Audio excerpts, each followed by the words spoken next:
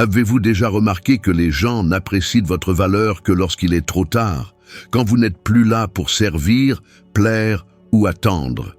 Marc Aurèle, le dernier des 5 bons empereurs de Rome, a vécu entouré de trahisons, de pertes et de déceptions. Pourtant, il a su conserver sa contenance, sa dignité et son pouvoir. Mais que vous arriverait-il si vous persistiez à vouloir prouver votre valeur à ceux qui ne vous ont jamais vraiment vu? La réponse est tragique. Le même destin que ceux qui n'apprennent jamais à maîtriser leurs émotions. L'anxiété, le désespoir, la solitude et, à la fin, le regret d'avoir vécu la vie des autres, et non la leur. En revanche, celles et ceux qui appliqueront ce que vous êtes sur le point d'apprendre dans cette vidéo développeront une force intérieure si silencieuse et si puissante que ceux qui vous ont sous-estimé se demanderont: comment ont-ils réussi à changer à ce point? C'est pourquoi je vous invite à regarder jusqu'à la fin, car ce qui suit ne consiste pas seulement à laisser quelqu'un désespéré. Il s'agit de devenir une version de vous-même que personne d'autre ne pourra contrôler. Le silence détient un pouvoir que la plupart des gens ne saisiront jamais vraiment tant qu'ils n'auront pas fait l'expérience directe de ce qu'il peut accomplir. Quand quelqu'un vous sous-estime, l'instinct naturel est de réagir, de vouloir prouver votre valeur, d'expliquer vos sentiments, de justifier vos actions. Mais c'est précisément là que la plupart des gens se perdent, car plus vous parlez, plus vous donnez de munitions à ceux qui vous manquent déjà de respect. Marc Aurèle l'avait profondément compris quand il écrivait que la meilleure vengeance est de ne pas ressembler à son ennemi. Le silence, en ce sens, n'est pas une absence de voix, c'est une présence de contrôle. C'est la maîtrise de votre propre esprit quand tout en vous hurle pour de l'attention. Imaginez que vous traversez une rupture, un rejet ou une déception avec quelqu'un en qui vous aviez confiance. L'impulsion est de prendre votre téléphone, d'envoyer un message, d'essayer de comprendre ce qui s'est passé, de chercher des réponses. Pourtant, dans bien des cas, le silence est la réponse la plus puissante que vous puissiez offrir, car il renverse la situation. Quand vous disparaissez, ceux qui vous ont sous-estimé commencent à se demander ce qui s'est passé, si vous allez bien, s'ils vous ont perdu pour de bon. C'est à ce moment-là que votre valeur recommence à croître, non pas parce que vous vous êtes expliqué, mais parce que vous vous êtes évanoui. Il y a aussi un silence qui n'est pas seulement émotionnel, mais productif. C'est lorsque vous utilisez le temps du retrait pour vous reconstruire, pour transformer la douleur en carburant. Pendant que l'autre personne s'attend à ce que vous souffriez, vous évoluez, vous devenez plus fort, vous changez votre apparence, vous améliorez votre corps, vous vous plongez dans quelque chose de nouveau. Rien ne cause plus d'inconfort à ceux qui vous ont mis de côté que de réaliser que vous prospérez sans avoir besoin de prouver quoi que ce soit. Le silence productif est une sorte de renaissance interne. Il communique sans mots. Il montre que vous avez compris que votre valeur ne dépend de la perception de personne d'autre. Marc Aurèle a dit qu'un homme s'élève au-dessus des autres lorsqu'il s'élève au-dessus de lui-même. Et c'est exactement ce qui se produit lorsque vous cessez de réagir et commencez à agir avec détermination. Il existe aussi un type de silence que peu maîtrisent, le silence stratégique. C'est quand vous ne montrez pas ce que vous ressentez, ni ce que vous avez l'intention de faire, quand vous laissez le doute travailler pour vous. Au lieu de vous justifier, vous observez. Au lieu de vous expliquer, vous vous retirez. Cela déconcerte et déstabilise ceux qui s'attendaient à une réaction explosive. Le stoïcisme enseigne que la sérénité est une forme de pouvoir. Quand l'autre personne essaie de vous provoquer et que vous restez simplement imperturbable, elle perd le contrôle. Et le plus curieux, c'est que pendant que l'autre personne se tourmente à essayer de comprendre ce qui se passe dans votre tête, vous êtes en paix à réorganiser votre vie. Le silence a également un impact psychologique profond. Des études modernes montrent que lorsqu'une personne est privée de la réponse qu'elle attend, le cerveau réagit de manière similaire au sevrage d'une substance addictive. Cela signifie qu'en retirant votre attention et votre présence, Vous provoquez chez l'autre personne un sentiment de vide, de perte et de confusion. Mais il est important de comprendre que l'objectif n'est pas de manipuler, mais plutôt de récupérer votre propre pouvoir. Le silence ne vise pas à punir l'autre personne, il vise à vous libérer du besoin d'être validé. Pensez au nombre de fois où vous vous êtes épuisé à essayer de convaincre quelqu'un que vous en valiez la peine, au nombre de nuits que vous avez perdues, au nombre de conversations que vous avez répétées, au nombre de fois où vous vous êtes senti petit parce que l'autre personne ne vous voyait tout simplement pas. Imaginez maintenant que vous ayez canalisé toute cette énergie vers vous-même, que vous ayez utilisé ce temps pour grandir, apprendre, devenir une meilleure version de ce que vous étiez. C'est l'effet d'un silence bien appliqué. Il redirige l'énergie qui vous a autrefois détruit vers quelque chose qui vous construit. Un exemple clair de cela est lorsque nous observons des personnalités publiques qui ont été discréditées et qui, au lieu d'essayer de se défendre, ont choisi le silence. Harry Styles, après la dissolution du groupe qui l'a lancé dans le monde, n'a pas couru les interviews pour prouver sa valeur. Il a disparu un certain temps, a travaillé sur lui-même, a mûri artistiquement et est revenu avec une carrière solo qui a dépassé toutes les attentes. Son silence a parlé plus fort que n'importe quelle déclaration n'aurait pu le faire. Il n'a pas eu besoin de se justifier, il a simplement laissé les résultats parler d'eux-mêmes. Le silence est inconfortable car il force l'autre personne à faire face à son propre vide. Et c'est précisément pourquoi il est si puissant. Quand vous vous taisez, vous créez un espace pour que l'autre personne entende son propre écho. Et souvent, cet écho est le son du regret. Les gens s'habituent à votre présence, à vos messages, à votre attention. Et quand tout cela disparaît, l'impact est dévastateur. C'est à ce moment-là qu'ils réalisent ce qu'ils ont perdu.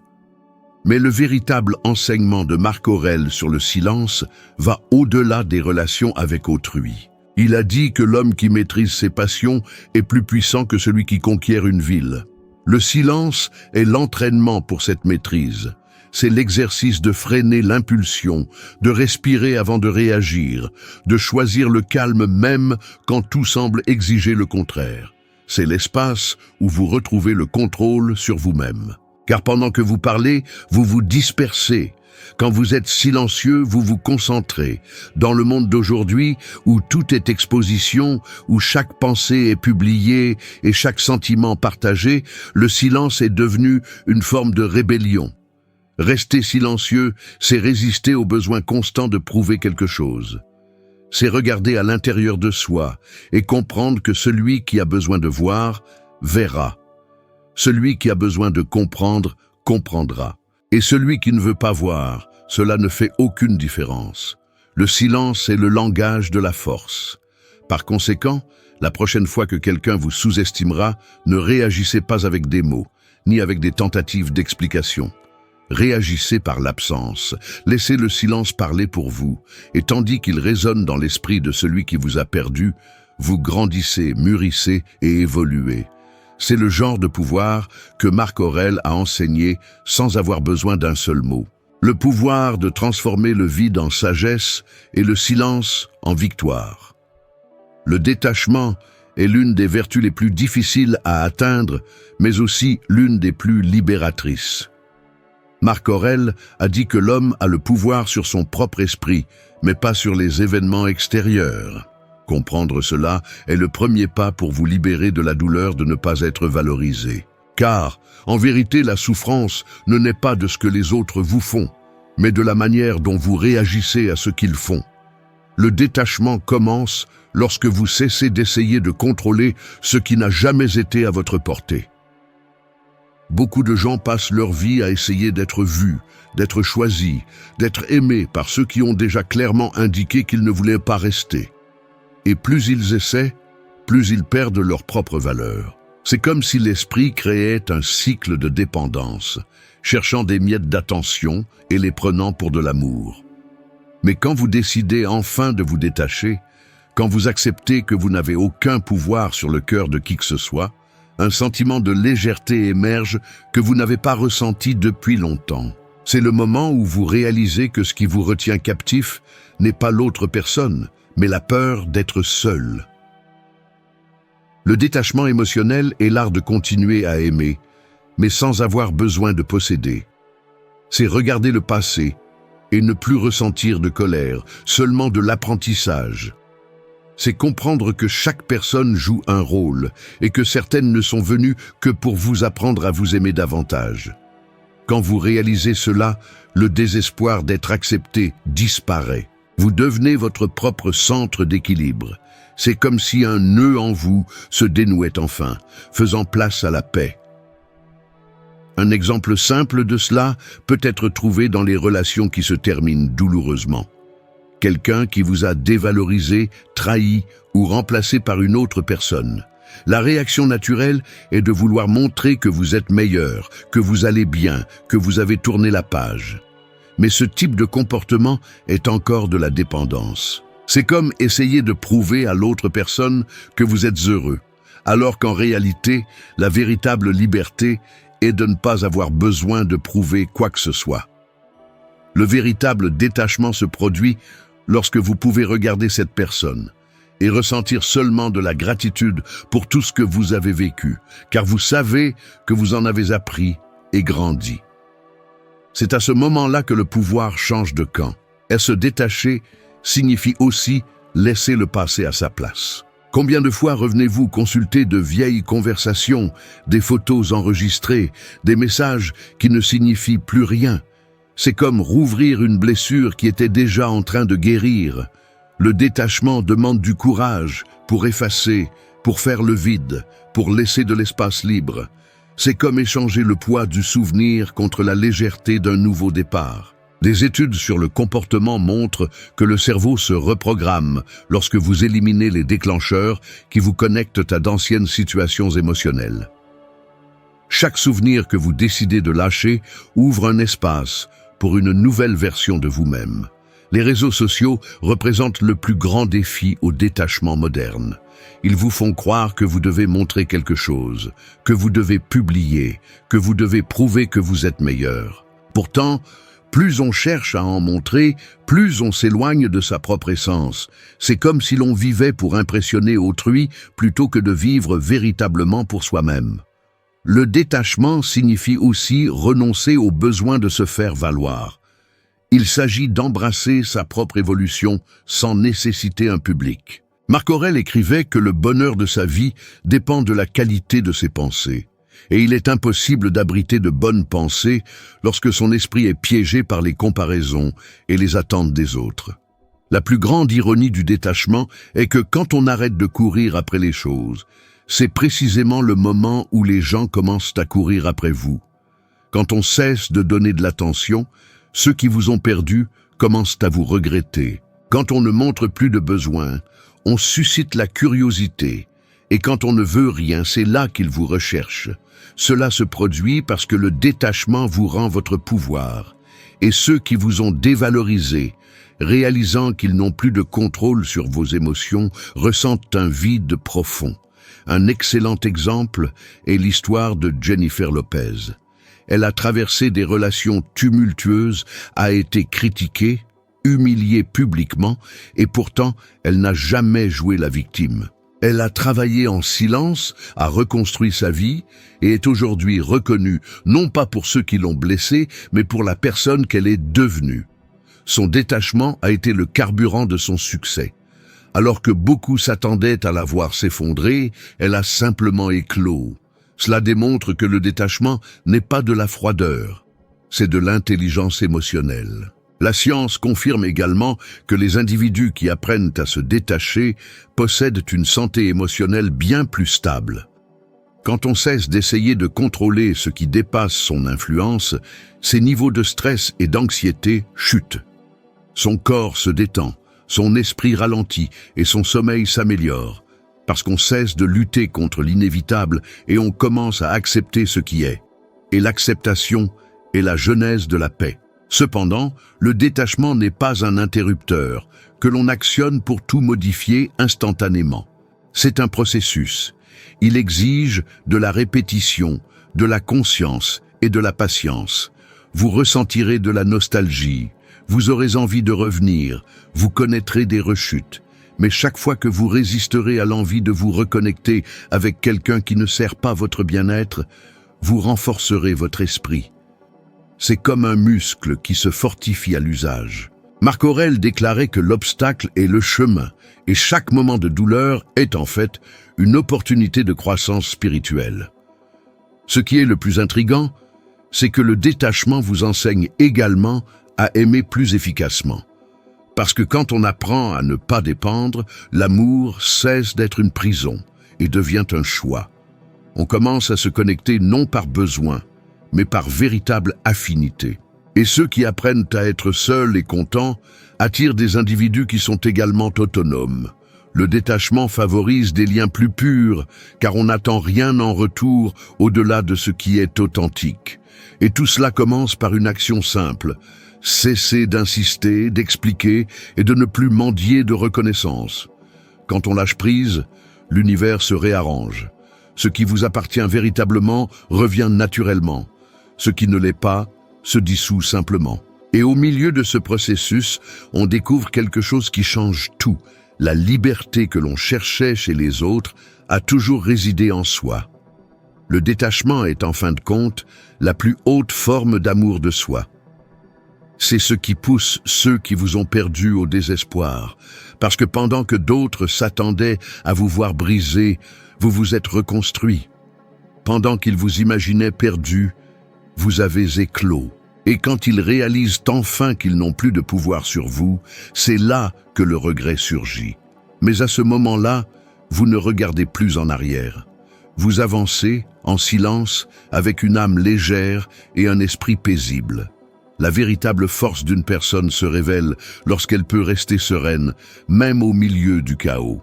Marc Aurèle a déclaré « Si quelque chose d'extérieur vous afflige, ce n'est pas la chose elle-même qui vous trouble, mais votre jugement sur celle-ci. » Cette perspicacité démontre que ce ne sont pas les événements eux-mêmes qui nous privent de paix, mais plutôt nos réactions à leur égard. Imaginez quelqu'un coincé dans les embouteillages, en retard pour un rendez-vous crucial. La plupart des gens deviendraient irrités, jureraient et se sentiraient submergés par le stress. Mais, selon le stoïcisme, cette réaction est un choix. La situation est hors de votre contrôle, et ce qui compte vraiment, c'est la maîtrise de soi. C'est l'essence de la sagesse stoïcienne, comprendre ce qui est en votre pouvoir et ce qui ne l'est pas. Marc Aurèle croyait que le silence et la maîtrise des émotions sont les signes d'une véritable maturité. Il disait « La meilleure vengeance est de ne pas être comme votre adversaire ». En d'autres termes, quand on choisit la maîtrise de soi plutôt qu'une explosion émotionnelle, on s'élève au-dessus de la situation.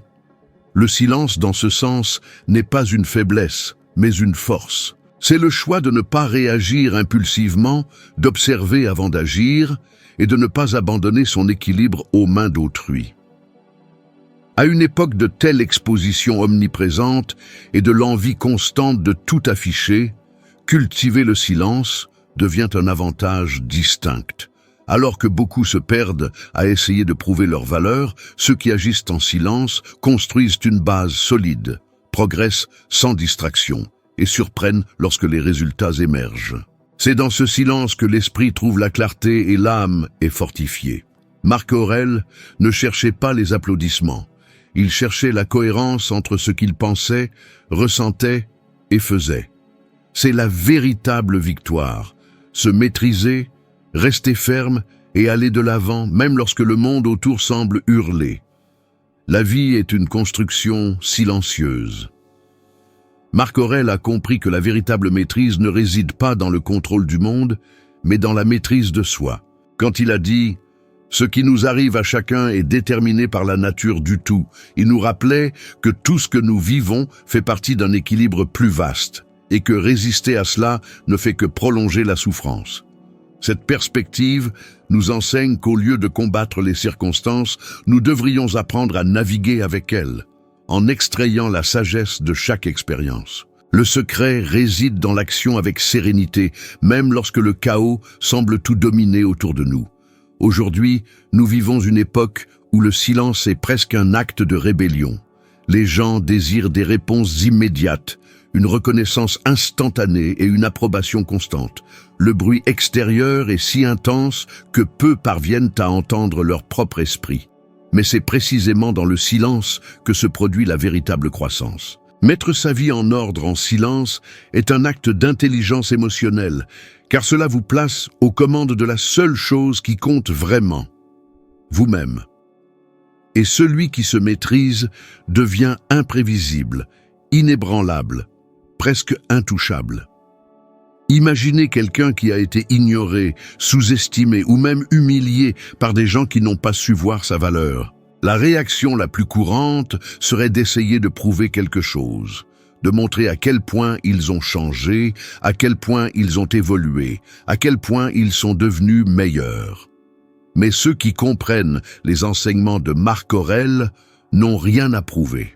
La plus grande démonstration de force est d'avancer en silence, en se concentrant sur la croissance, l'apprentissage et l'amélioration sans chercher les applaudissements.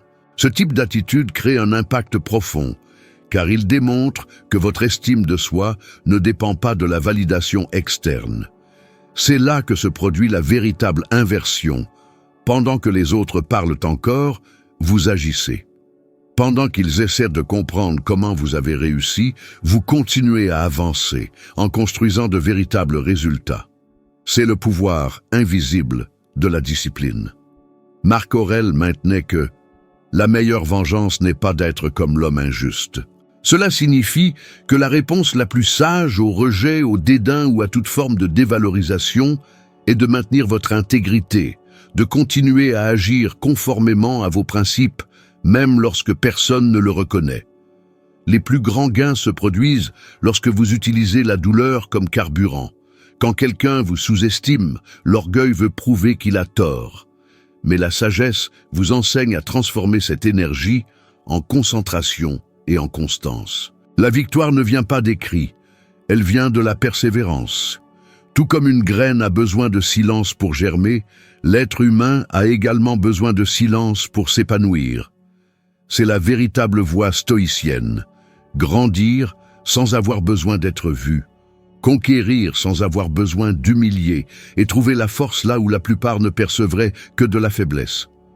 Dans un monde si bruyant, ceux qui apprennent à agir en silence deviennent rares. Et ce qui est rare suscite la curiosité, le respect et inévitablement l'admiration. Les gens commencent à remarquer que quelque chose a changé, même sans comprendre ce que c'était. Et c'est précisément là que réside le pouvoir. Vous laissez ceux qui ne vous ont pas valorisé dans le désespoir, non par vengeance, mais parce que votre silence s'est transformé en paix, et votre paix en est venue à valoir plus que n'importe quelle approbation extérieure. La vie est une succession de choix silencieux qui façonnent qui nous sommes. Alors que beaucoup se perdent à essayer de prouver quelque chose au monde, ceux qui grandissent véritablement apprennent à agir sans avoir besoin d'être vus. Marc Aurèle a compris que la véritable force découle de la maîtrise de soi, non du contrôle des autres. Lorsque vous appliquez ces enseignements, vous commencez à réaliser que vous n'avez pas besoin de vous justifier, de rivaliser, et encore moins de chercher désespérément à être remarqué. Vivez simplement avec intégrité, cohérence et conscience. Si ce message a résonné en vous, partagez-le avec une personne spéciale ou avec quelqu'un qui, selon vous, a besoin de l'entendre aujourd'hui. Je vous remercie sincèrement de m'avoir accompagné jusqu'à la fin et j'ai hâte de vous retrouver dans la prochaine vidéo.